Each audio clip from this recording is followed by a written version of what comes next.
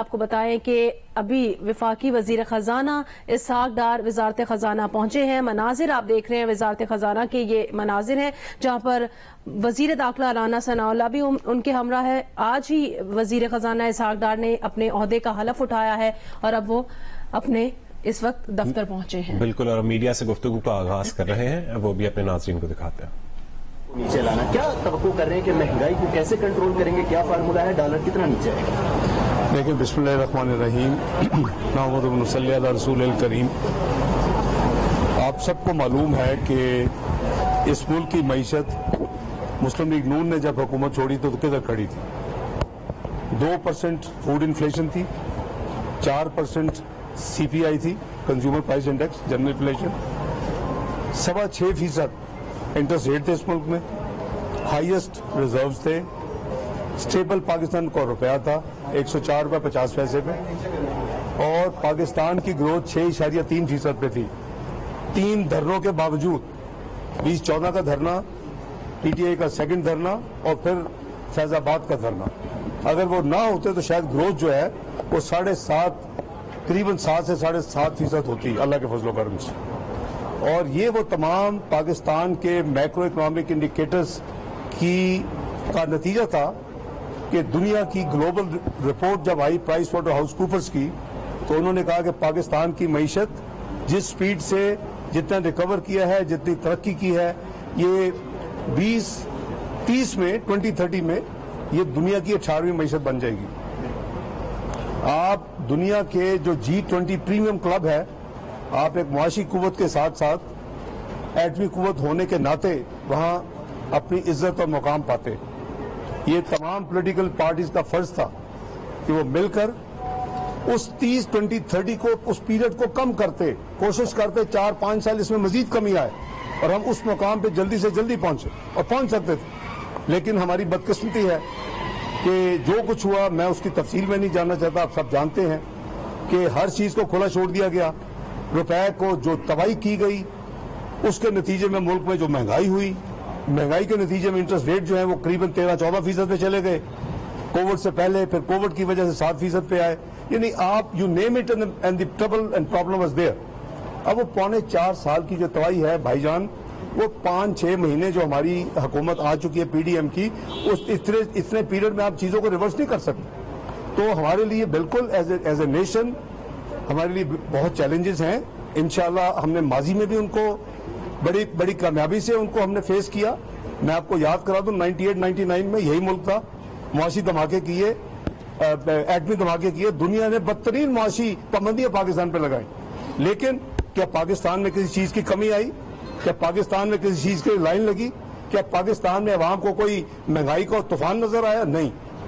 2013 میں macro economic instable country declare ہو چکا تھا پاکستان جب میاں نواز شریف صاحب نے اوتھ لی، اور کوئی انٹرنیشنل جو لیٹرل ادارہ ہے، IMF، world bank, Asian development bank, IBRD، IFC، آپ کو $1 نہیں دے رہا تھا اس وقت آپ کی معیشت کی حالت کی وجہ سے۔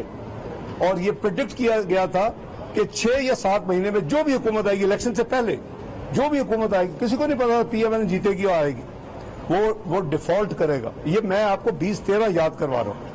اللہ تعالیٰ کا فضل و کرم ہے، اور جتنا شکر ادا کریں اللہ کے حضور کم ہے کہ ہم نے سر نیچے پھینکا، ہم دن رات اسی بلڈنگ میں کام کیا، اور اللہ تعالیٰ کے فضل و کرم سے آپ 1.5 سال میں اسے باہر نکلے، اور 3 سال میں وہاں پہنچ گئے جہاں کہ آپ کو ہر دنیا میں آپ کو تعریفیں ملی۔ تو انشاءاللہ بہت ڈیپ چیلنجز ہیں، بڑے مشکل چیلنجز ہیں، لیکن انشاءاللہ ہم اس کو پوری طرح نپٹنے کی کوشش کریں گے۔ کامیابی اللہ تعالیٰ کے ہاتھ ہے، جس اللہ تعالیٰ نے ماضی میں جو کامیابی دی ہے، انشاءاللہ امید ہے اللہ تعالیٰ پھر مہربانی کریں گے۔ اس طرح کوئی ون ایٹ اے ٹائم۔ جی بھائی،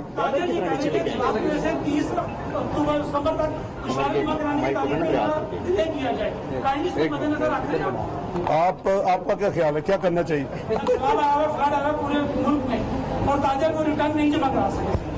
چلے میں آپ کی بات کو کنسیڈریشن کروں گا۔ سر ایک یہ بتائیے کہ جو اسٹیٹ بینک کا شرح سود ہے اس کو کیا آپ کم کریں گے، اور ڈالر کو کیسے کم کریں گے؟ کیونکہ ماضی میں یہ کہا گیا کہ آپ نے مارکیٹ میں ڈالر پھینکے، ڈالر کا ریٹ جو ہے وہ اسٹیبل رکھا، کیا اس دفعہ بھی یہی کریں گے آپ؟ یہ بہت بڑا جھوٹ ہے کہ جی ڈالر پھینکے. او بھائی ڈالر تھے کہاں جو پھینکے؟ ہم نے 23 ارب کے ریزرو بنائے.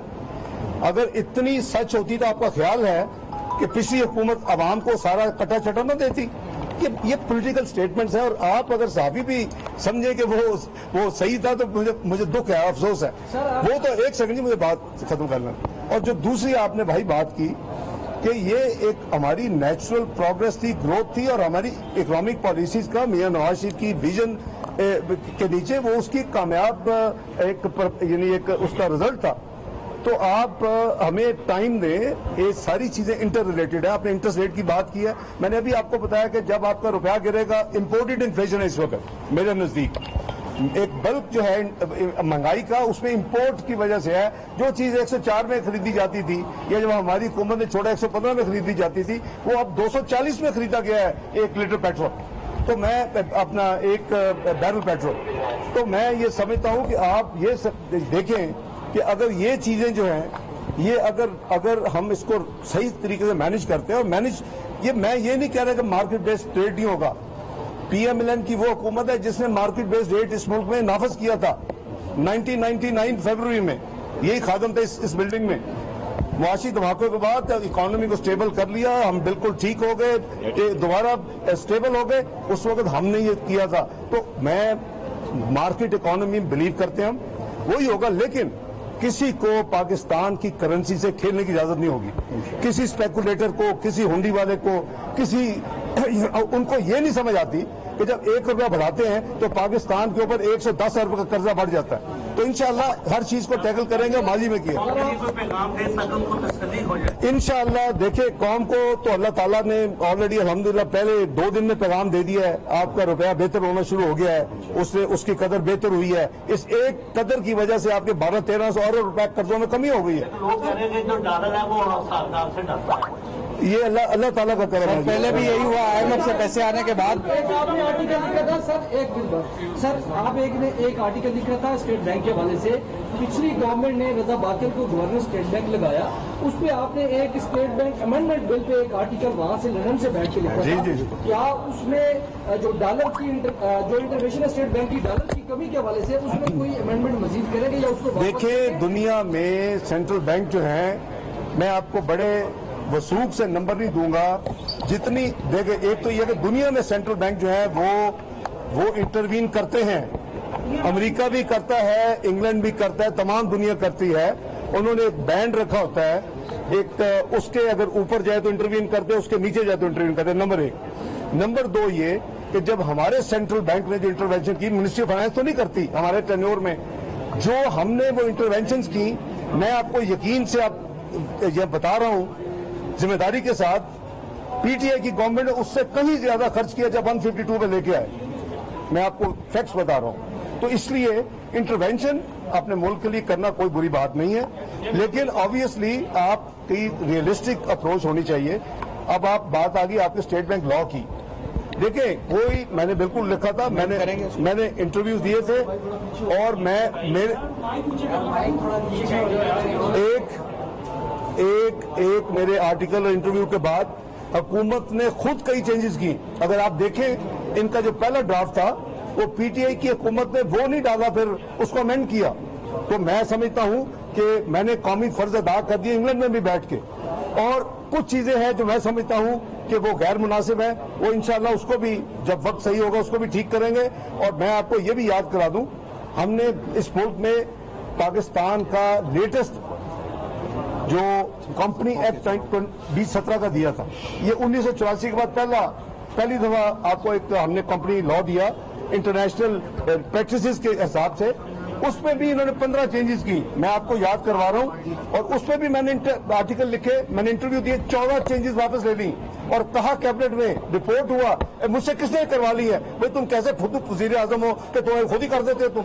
Thank you very much. وزیر خزانہ وزارت خزانہ آمد پر میڈیا سے گفتگو کر